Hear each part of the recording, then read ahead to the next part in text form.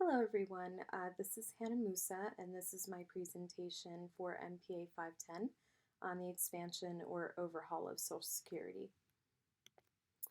So I'm going to be discussing either side, expansion or overhaul of the Social Security Administration, as well as connecting the different points on either side to our early theories and concepts. So to start with expanding Social Security, so a big argument that I noticed when I talked to people and through YouTube videos was the worry that seniors hadn't saved before retirement and were basically going to be relying on Social Security as their only source of income after retirement.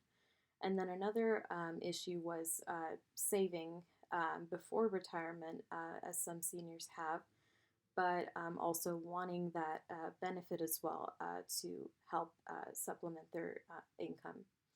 And then another argument on another point basically was the importance of Social Security cards and numbers themselves. There was a video that talked about a debate that's been going on in the US for a while about having a national ID card.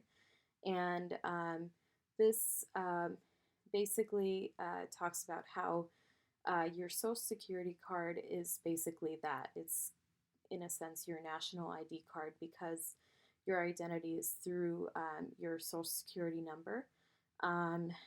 You can basically, your identity, regardless of whether or not you've had a change of address or a change in marital status, based on your Social Security number, it basically stays the same.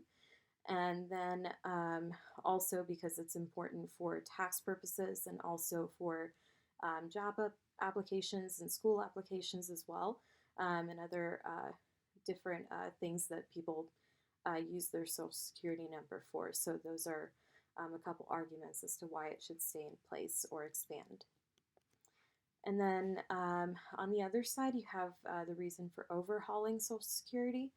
And one of the reasons is talked about in a video that I watched, which talks about how it's basically an unequal distribution of wealth, where you're basically taking out, you're taking money as a senior from someone who's in their 20s just starting out, and the person talking in the video is basically saying it's unfair, it's not your right to take money from someone else when you haven't saved for your own retirement. So in his opinion, it's basically an unfair system that needs to be overhauled or phased out in the next few years. And then another video I watched talks about how Social Security itself is not even secure because it's basically this graph here is an estimate that it may be drained out. There won't be enough money to supplement senior income, especially by 2035. So basically, another reason to overhaul would be because there's no point in keeping something where you can't have that certainty of having it there.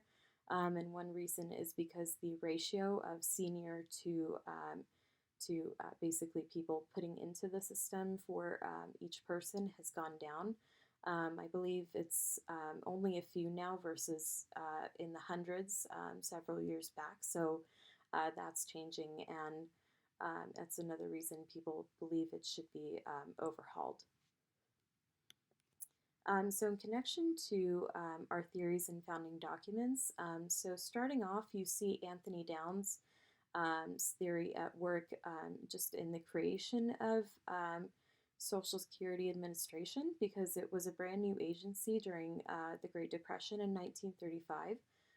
It had no budget and no staff that was set aside for it, so this was a brand new agency, and he talks about creating agencies out of nothing, so you see that theory at work in there.